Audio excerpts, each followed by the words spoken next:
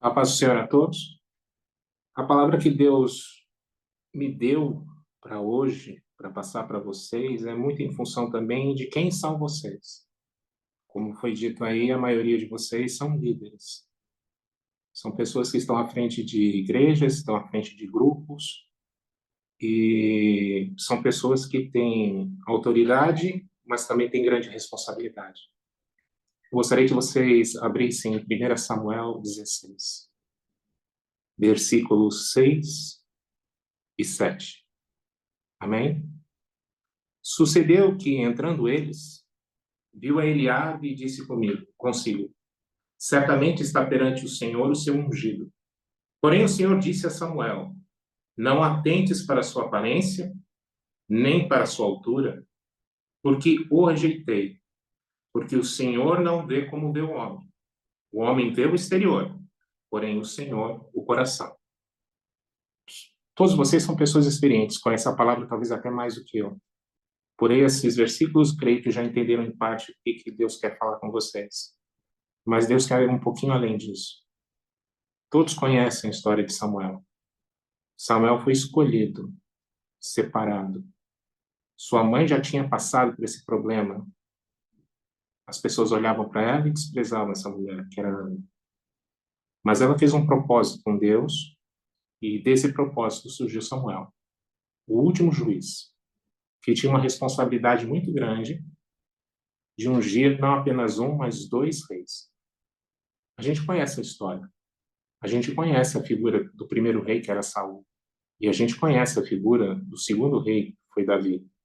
Mas nesses versículos, a gente percebe que por mais que Samuel fosse um juiz, um profeta de Deus, um homem de grande sabedoria e experiência, um homem que ouvia a voz do Senhor, ele ainda era homem.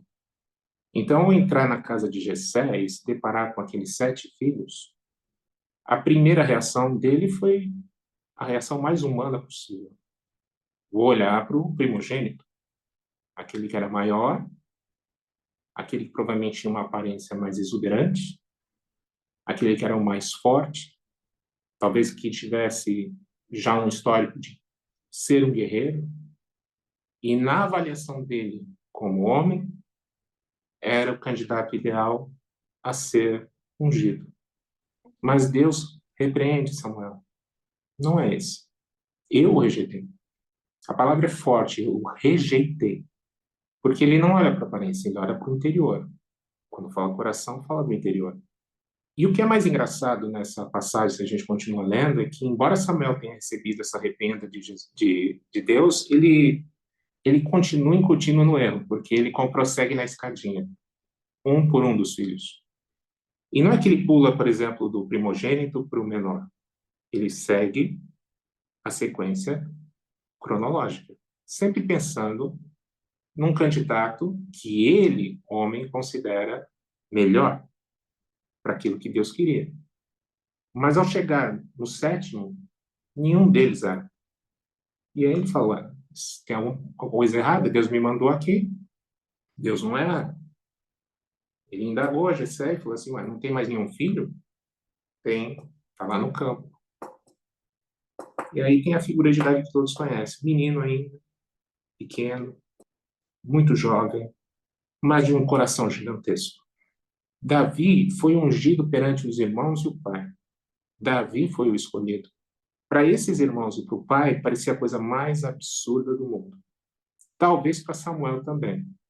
Mas ele obedeceu à ordem do Senhor, ungiu um menino, e Davi estava com a promessa. Só tinha que aguardar, porque ainda existia um rei que estava no trono. Já a figura de Saul já era o oposto de Davi. Se Davi era pequeno, Saul era grande. Saul era um homem de estatura elevada. A Bíblia fala que o homem mais alto na terra de Jerusalém chegava no máximo ao ombro dele. Ele tinha pescoço e a cabeça acima de todos. Mas ele era um homem inseguro. Quando foi no dia que foi anunciado o novo rei, onde ele estava? Escondido no meio da bagagem. Ele não foi empossado por uma vontade do Senhor, mas por uma vontade do povo. Deus estava atendendo um desejo do povo de Israel, influenciado por outras nações. E a escolha de Saul foi para atender o desejo do povo. O povo não queria qualquer um para rei, queria alguém que tivesse a aparência de um rei. Vocês entendem isso? Deus deu ao povo exatamente o que eles pediram. Por mais que Deus olhasse para aqui e falasse assim, isso não vai dar certo. Ele entregou exatamente o que o povo pediu. Quem olhava para Saul, não, esse com certeza é o rei ideal. Um homem grande, um homem forte, um homem imponente, mas que no seu íntimo, no seu coração, era um homem fraco.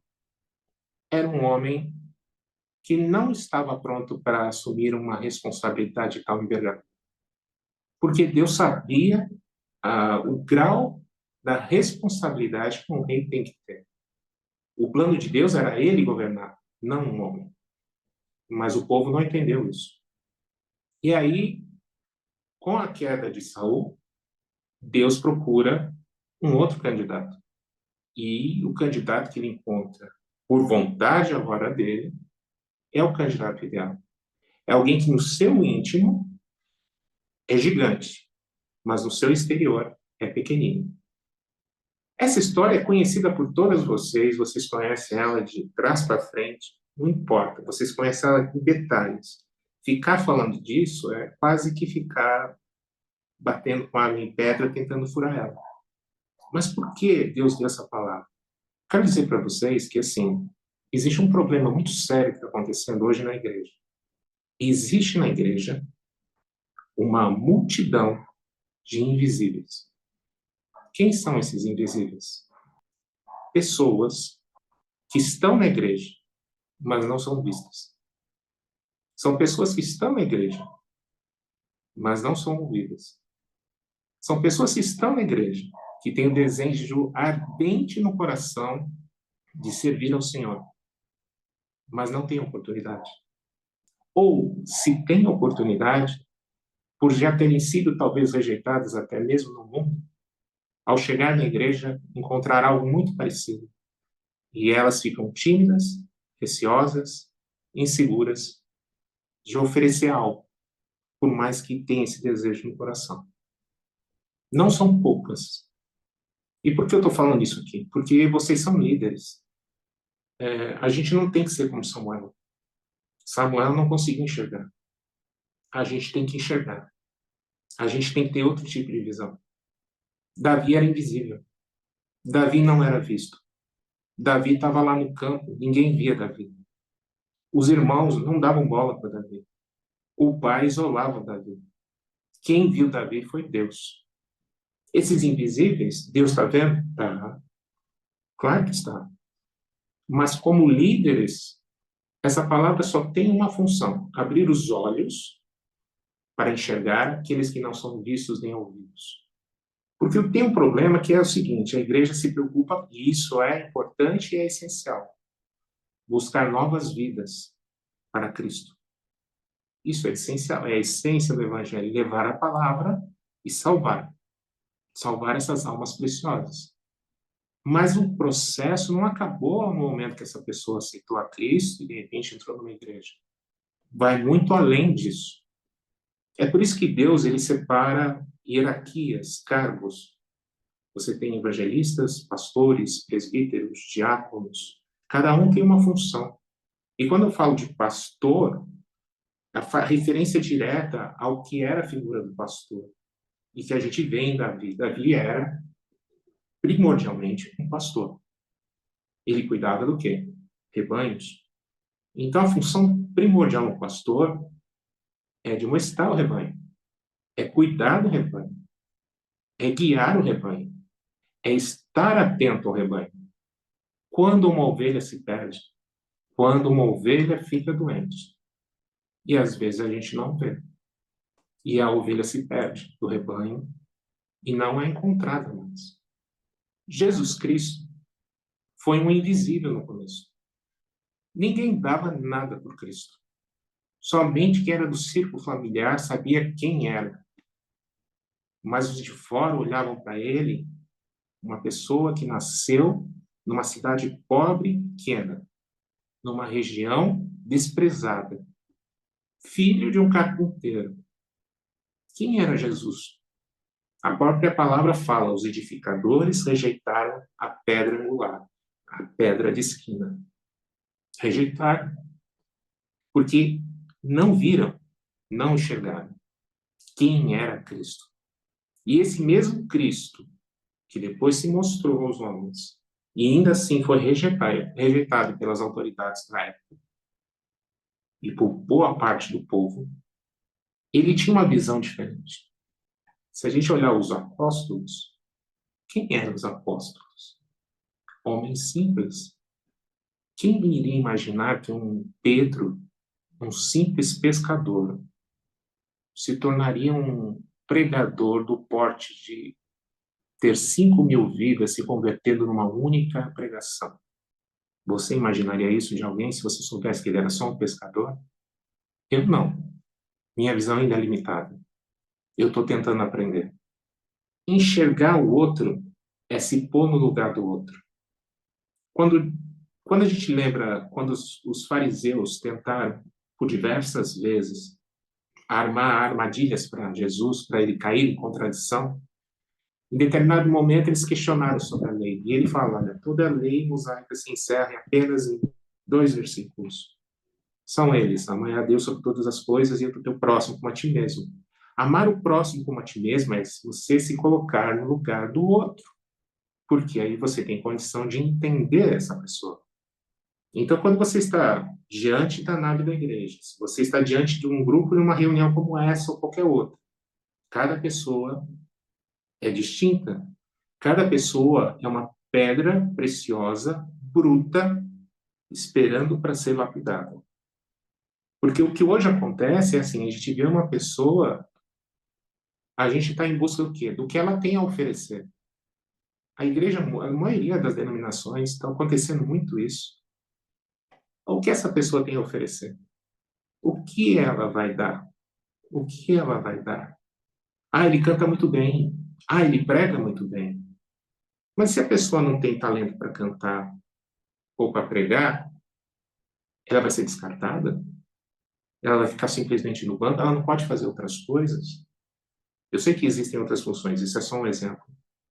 Muitas vezes essas pessoas não sabem nem o que poderia fazer, embora queiram fazer algo.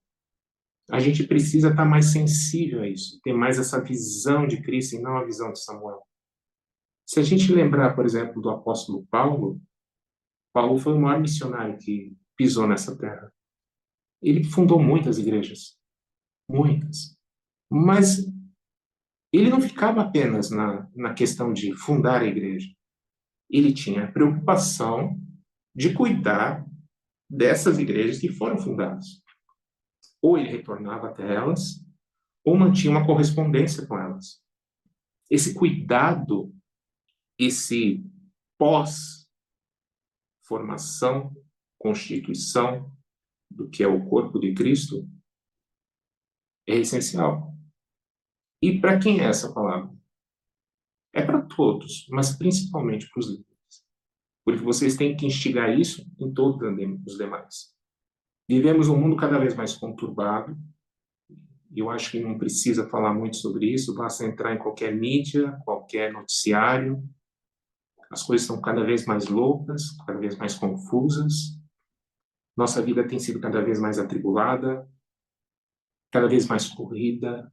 Os dias parecem cada vez mais curtos.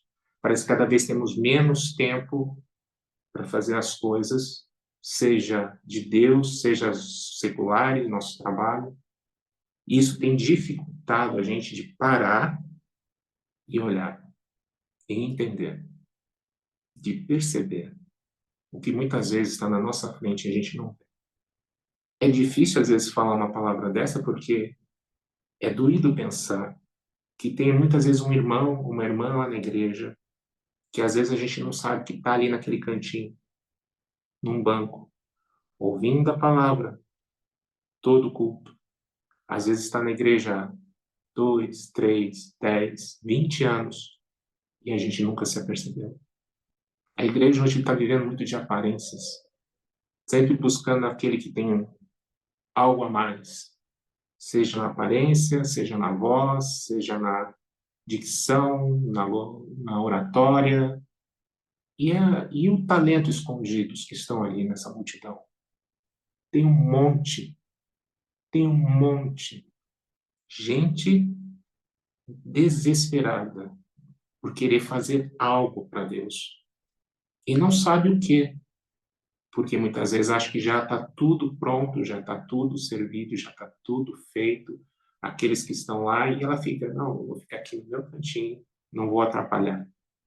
E às vezes não é muita coisa para transformar uma vida.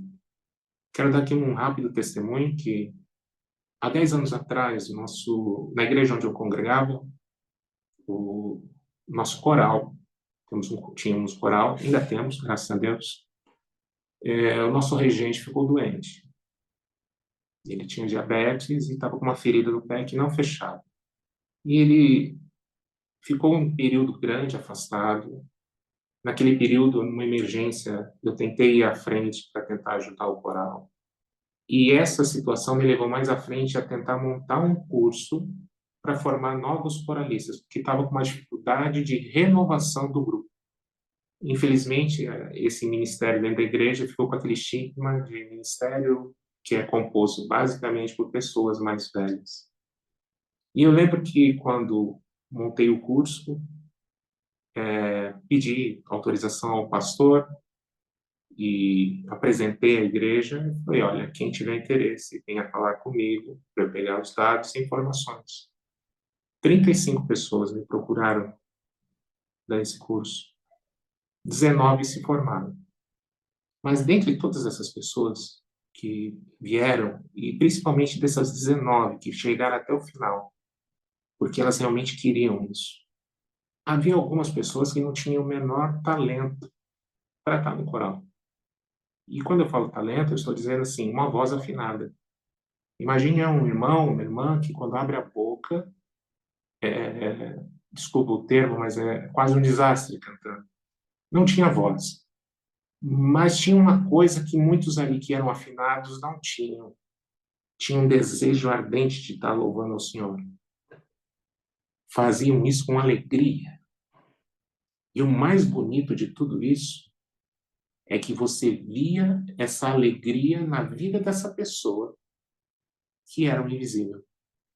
Era uma pessoa que viu num simples curso desse a possibilidade de fazer algo. Nunca imaginou que poderia fazer algo para Deus, mas ela despertou um desejo tão forte no coração, e mesmo não tendo esse talento, ela tinha, como a irmã citou aqui nos comentários, unção, porque Deus não olha a aparência, ele nem se apercebe da afinação da voz, porque o nosso louvor, ele sobe como suave fragrância até as narinas de Deus. A afinação não tem nada a ver com adoração. Ele não olha a aparência, ele olha o interior. Então, todos esses invisíveis que eu estou aqui falando para vocês, parem, olhem e se apercebam de tudo que está acontecendo à sua volta dentro do seu ministério, do rebanho que está sobre a sua autoridade que Deus lhe deu. Existem muitas pedras preciosas ali que não foram lapidadas. Estão desesperadamente precisando apenas de uma palavra, de um abraço, de uma oportunidade de se descobrir como servo. Descobrir aquilo que ele pode, deseja fazer para o Senhor. A igreja poderia evoluir muito mais. A igreja poderia crescer muito mais. Esses irmãos, quando louvavam, para um homem, talvez, falasse, nossa, mas tem um irmão ali dentro daquele grupo que está desafinando. Mas, irmãos, eu vou falar para vocês. O coral cantava, o céu descia. Porque o coral cantava bonito? Porque a afinação, a harmonia estava maravilhosa? Não.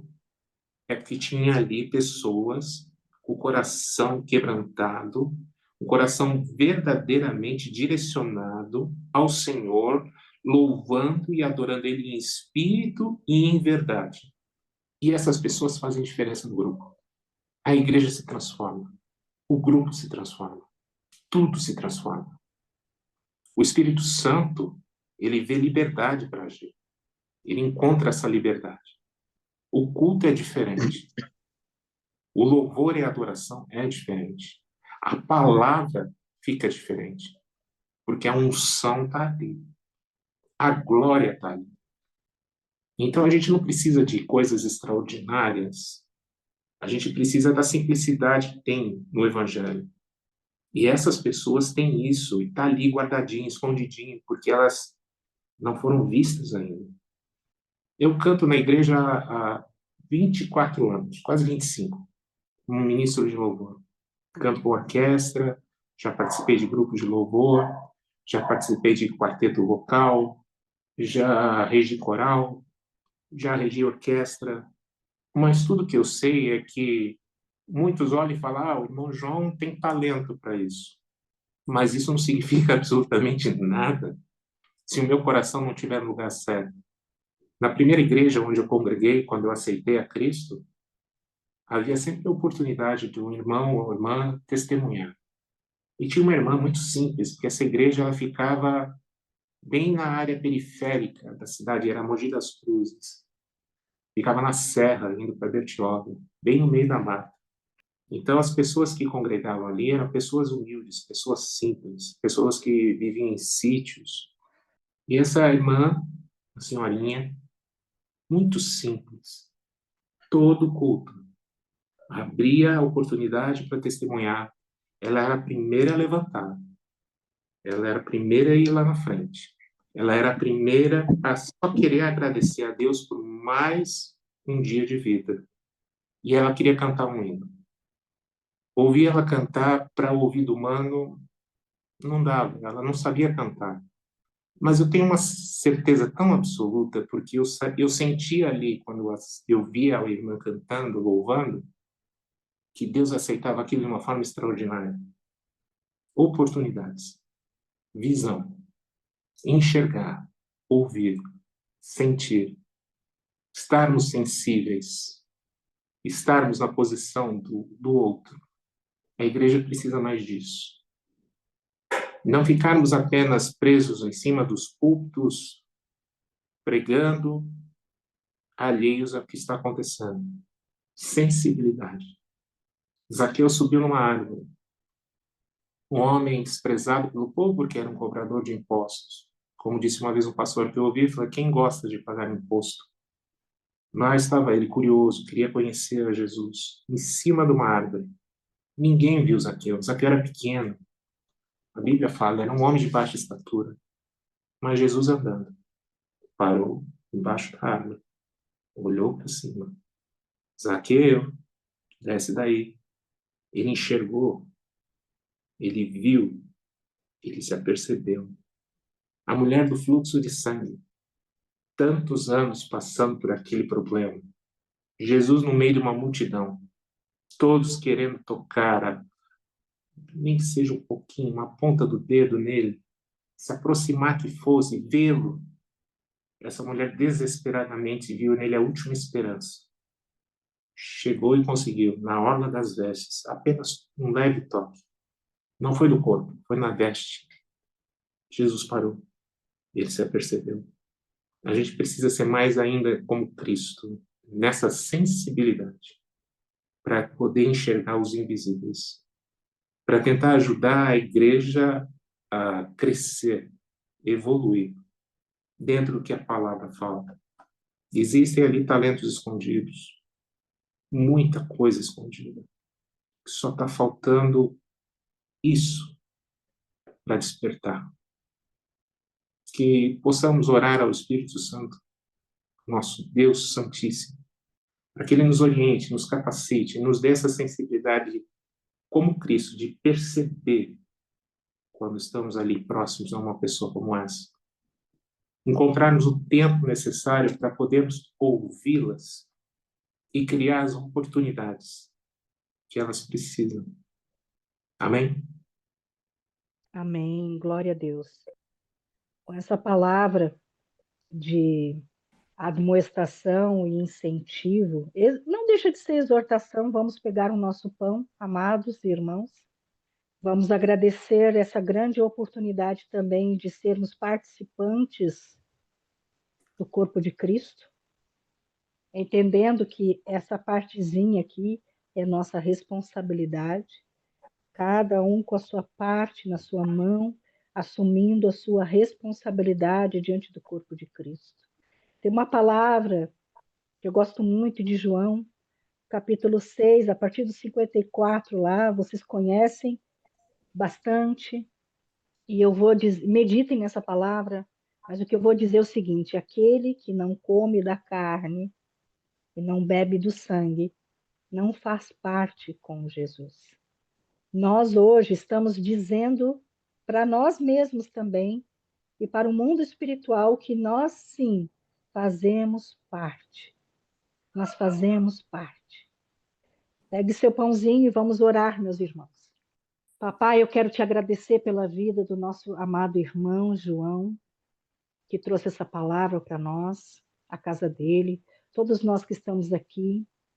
Quero te agradecer, papai, pela oportunidade de podermos, neste momento, onde quer que cada um está, seja no Brasil, seja fora do Brasil, nos seus lares, que podemos, sim, comer da carne, participar da carne através dessa bolacha ou desse pão. Nós estamos, sim, celebrando a ceia do Senhor, nós estamos, sim, recebendo esse memorial, trazendo para nós não apenas a responsabilidade pessoal de cada um de nós sobre o corpo de Cristo, mas também trazendo à memória tudo aquilo que ele fez. Mas ele não permaneceu morto, ele vive, ele vive, ele vive, aleluia. Eu consagro esse pão que nos faça bem, em nome de Jesus, amém. Podemos todos comer.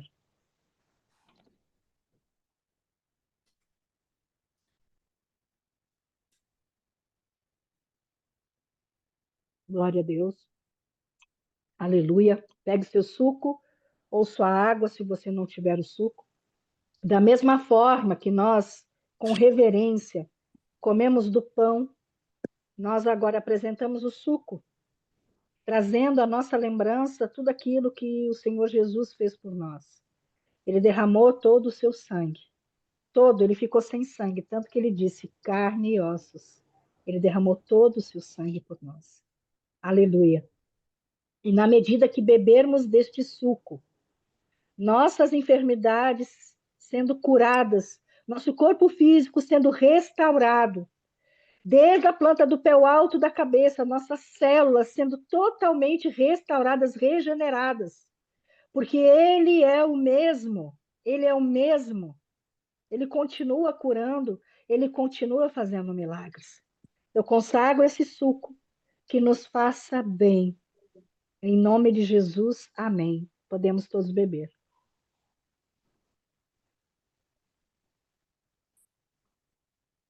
Glória a Deus. Glória a Deus. Louvado seja o nome do Senhor. Glorifica o Senhor onde você está. Amém? Glória a Deus. Glória a Deus. Aleluia.